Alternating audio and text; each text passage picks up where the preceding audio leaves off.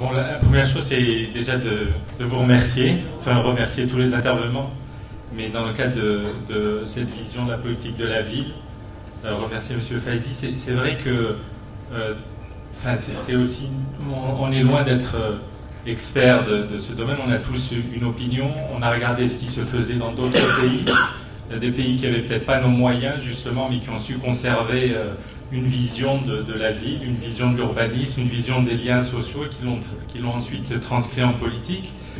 Donc effectivement, on sait bien que c'est un problème de long terme.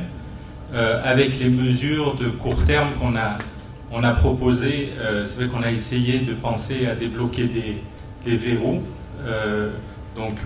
mais que très clairement l'urbanisme, la ville, ça se pense sur le long terme, et donc on espère que vous pourrez nous aider pour NEBNI 2020. En tout cas, ce que vous avez décrit de la démarche, c'est celle qu'on essaye d'adopter, pas seulement pour l'urbanisme. On veut aussi partir d'avoir une certaine vision, certains objectifs, de réfléchir d'abord là-dessus et après de décliner des politiques, enfin, ou en tout cas des approches sectorielles cohérentes, et essayer aussi de proposer finalement, parce qu'on a beaucoup d'approches sectorielles cohérentes mais qui dorment dans des tiroirs depuis des années, mais essayer de proposer aussi des choses concrètes, donc retenir de l'approche 2012 aussi, de finir par proposer des choses concrètes, et aussi essayer, et là on a besoin des experts, d'identifier les verrous actuels.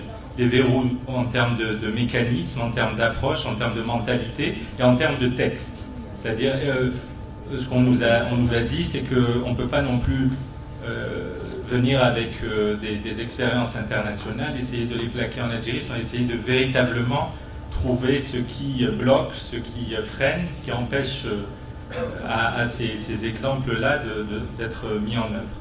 Donc je voulais vous remercier d'une part, et puis vous inviter à nous rejoindre. C'est vrai que quand on a abordé, même à court terme, ces questions d'urbanisme, les retours qu'on a eus, ça a été, au sein de l'association, enfin du groupe et en dehors, ça a été de dire, mais on ne peut pas avoir que des mesures de type économique, on ne peut pas avoir que des mesures techniques. L'urbanisme, c'est un tout, c'est de la qualité de vie, c'est de la culture, c'est de l'identité. Et pourquoi vous ne parlez pas de culture ? Et donc, oui, c'est très très juste. Donc c'est vrai que c'est un fil conducteur, une pelote qui doit être, qu'on doit prendre le temps d'éviter pour proposer des choses justement qui tranchent et qui aient une chance d'améliorer, enfin d'atteindre le but final, qui est d'améliorer quand même les conditions de vie et le socle de développement qu'on veut mettre en place des individus et de la société. Neji. Recruter pour NEBNI 2020, il y a plusieurs sujets transversaux, la culture, le sport, enfin, tout ça est lié. Donc j'espère que vous pourrez contribuer à tous ces débats qui sont en cours et qui vont s'accentuer après le 5 juillet pour la préparation de la vision et du rapport du cinquantenaire. Merci. Avant d'ouvrir le débat, j'ai envie de revenir un peu à la question de départ et demander à Yanel et Karim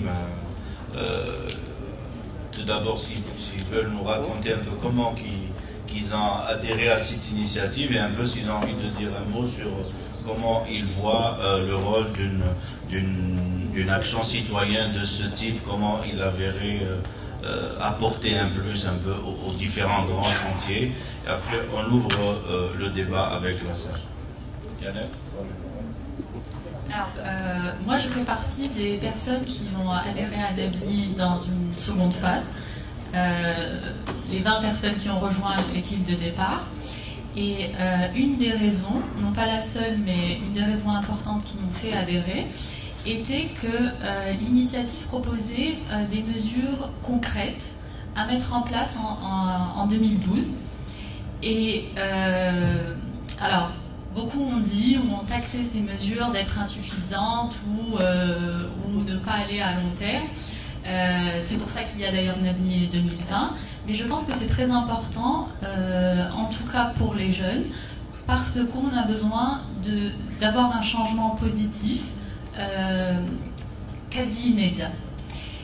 Et parce que peut-être que la jeunesse est impatiente, c'est vrai, mais aussi parce qu'on vit dans un monde qui change très vite et que la jeunesse s'adapte très vite et donc a besoin de changements vraiment concrets. Et bien sûr, il y a un plan à 2020, donc il y a des actions, des mesures qui sont à court terme et qui, pour moi, devraient avoir un impact positif et immédiat sur la jeunesse.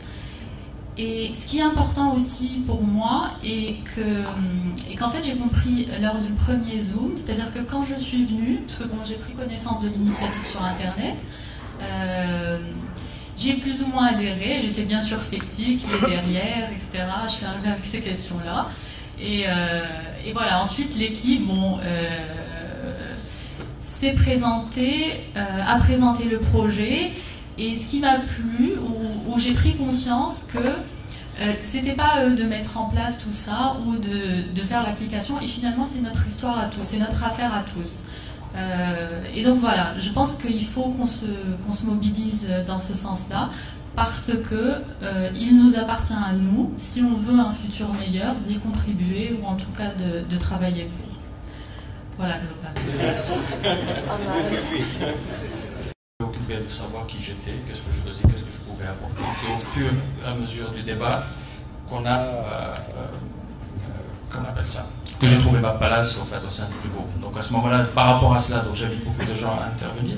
Je voudrais quand même réagir par rapport à la société civile. Donc aujourd'hui, j'ai entendu des exemples, et quand je vois ECRA, le club du Paradou, je vois que la société civile procure de la fierté. Et je pense qu'on a besoin de renouer avec cela.